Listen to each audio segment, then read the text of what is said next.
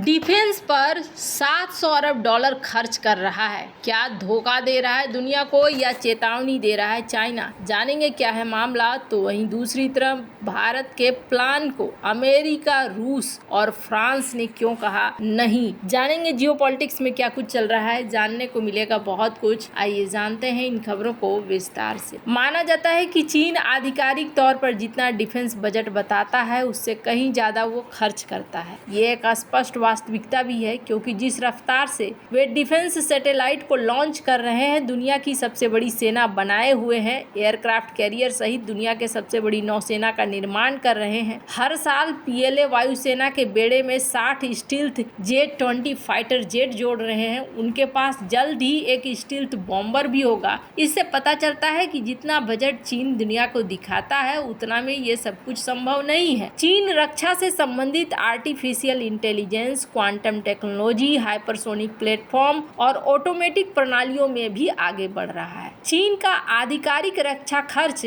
धीरे धीरे बढ़ रहा है। ये अमेरिकी बजट का लगभग 1/3 है। लेकिन हाल ही में अमेरिकी खुफिया एजेंसियों और कई विश्लेषकों ने चीन के छिपे हुए रक्षा खर्च के बारे में खुलकर बात करना शुरू कर दिया है। ऐसी संभावना है कि चीन का वास्तव में डिफेंस बजट अमेरिकी डिफेंस बजट के बहुत करीब पहुंच गया है। ऐसे में कई सवाल उठते हैं कि सबसे महत्वपूर्ण सवाल यह है कि क्या चीनी डिफेंस बजट को लेकर जो आर्टिकल लिखे जाते हैं, क्या वो बढ़ा चढ़ाकर बताए गए होते हैं? क्या इसके पीछे छिपा हुआ मकसद होता है? और क्या ऐसे आंकड़ों का इस्तेमाल देशों में असुरक्षा की भावना पैदा करने के और उन्हें रक्षा बजट बढ़ाने के लिए, जनता और राजनीतिक राय को प्रभावित करने के लिए किया जा सकता है? अमेरिकी रक्षा बिक्री को बढ़ाने के लिए लिखवाए जाते हैं। क्या अमेरिका सहित अन्य देश भी इसी तरह के छिपे हुए खर्च नहीं है? जो भी हो, इन छिपे हुए अनुमानों ने अमेरिकी कांग्रेस, मीडिया और रक्षा हलकों में हलचल ला दी है। चीन एक ऐसा देश है जिसका नेतृत्व एक निरंकुश नेता और चीनी कम्युनिस्ट पार्टी द्वारा किया जाता है। चीनी लोगों पर लगातार निगरानी रखी जाती है। जनता को वही बताया जाता है जो सीसीपी उन्हें बताना चाहता है। देश के बाहर ज्यादा जानकारी नहीं जाती है।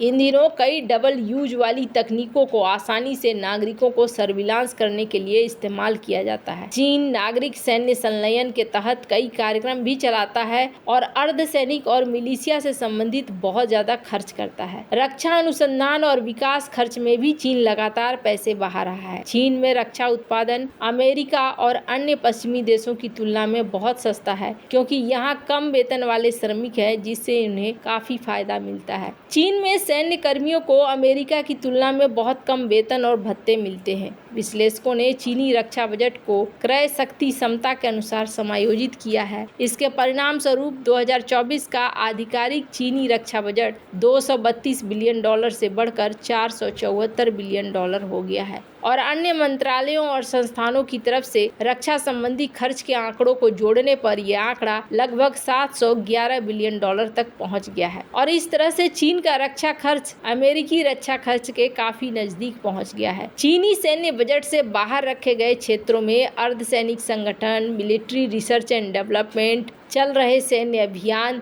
दक्षिण चीन सागर में बुनियादी ढांचा परियोजनाएं शामिल हैं। चीन का अंतरिक्ष कार्यक्रम भी अत्यधिक सैन्य केंद्रित है। दूसरी तरफ अमेरिका एक वैश्विक पुलिसकर्मी के रूप में कार्य करता है और दुनिया भर में सुरक्षा प्रतिबद्धताएं रखता है। इन्हें पूरा करने के लिए अपने रक्षा बजट का एक महत्वपूर्ण हिस्सा खर्च भी करता है। लेकिन इस आधार पर कई लोगों का मानना है कि अगर 2024 के लिए अमेरिकी बजट पर इसी तरह पैमाना लागू किया जाए तो ये खर्च 1.3 ट्रिलियन डॉलर तक का हो सकता है। लिहाजा मिलिट्री और इंडस्ट्रियल टेक्नोलॉजी की स्थिति के साथ साथ रक्षा खर्च का भी सही अनुमान लगाना वर्तमान और भविष्य की सैन्य क्षमताओं को समझने के लिए बहुत महत्वपूर्ण है। भारत जैसे लोकतांत्रिक देशों के विपरीत, जहां बजट संसद में पेश किया जाता है, उस पर बहस होते हैं और संसद में बजट को पेश करने के बाद ही जारी किया जाता है। चीन का सैन्य बजट हर साल सरकारी मीडिया के माध्यम से जारी किया जाता है, जबकि अमेरिका का रक्षा बजट पेंटागन हर साल हजारों पन्नों का भारी भरकम दस्तावेज बनाकर सार्वजनिक करता है। चीन ने आखिरी बार साल 2020 में यूएन को अपने सैन्य बजट के 3 श्रेणियों के बारे में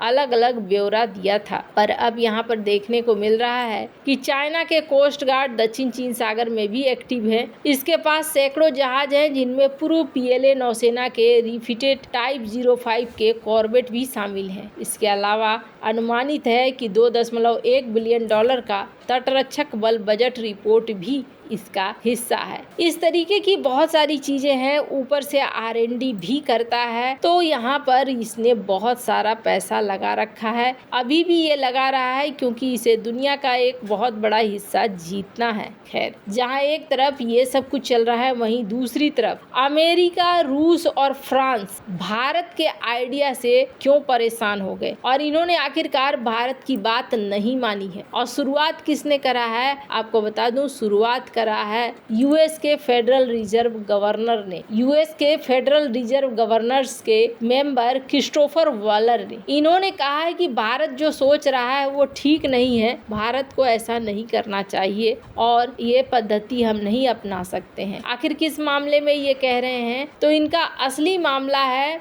ग्लोबली पेमेंट सिस्टम को। दरअसल भारत के जो RBI के चीफ हैं, गवर्नर हैं शक्तिकांत दास, उन्होंने हाल ही में एक बयान दिया था और इस बयान में कहा था कि हम चाहते हैं कि UPI को कई देशों के साथ जोड़ा जाए और कई देशों के साथ अगर जोड़ा जाएगा तो इंस्टेंट पेमेंट होगा, तुरंत से पेमेंट होगा और इससे सभी को लाभ होगा। ये बातें RBI के द्वारा कहा गया और RBI ने हाल में कई देशों के अंदर UPI को लॉन्च भी किया है। जैसे कि बात करें कौन कौन से देश की, तो यहाँ पर Bhutan, Singapore, Sri Lanka, Mauritius, Nepal, UAE और फ्रांस है। लेकिन फ्रांस में सिर्फ ई-कॉमर्स के लिए ही लॉन्च किया गया है। तो यहाँ पर जो अमेरिका के चीफ थे क्रिस्टोफर वॉलर, इन्होंने कहा कि नहीं, हम ऐसा नहीं कर सकते हैं, इस आइडिया से हम सहमत नहीं है। बात तो सही कह रहे हो आप कि अगर तुरंत पेमेंट होता है, तुरंत बिलिंग होती है, तो इससे बहुत जल्दी से व्यापार आगे बढ़ जाएगा। लेकिन इसके साथ बहुत सारा खतरा है और इस खतरे को भांपते हुए हम इसे ना कह रहे हैं। खतरा ये है कि आतंकवादी गतिविधियों के लिए तुरंत से पेमेंट हो जाएगा। कल की डेट में किसी और भी गलत विधि के लिए इसका इस्तेमाल किया जा सकता है। अब एक बात तो सुनकर आपको लगा होगा कि हाँ जी, ये तो बिल्कुल ठीक बोल रहे हैं। हालांकि भारत ने कहा कि कंडीशंस हम रख देते हैं, कंडीशंस के हिसाब से करेंगे, पर इन्होंने कहा कि नहीं, अभी तो ये बिल्कुल ठीक नहीं है। हम देखते हैं, हम लोग खुद भी कुछ इस तरीके का बना रहे हैं जिसमें कि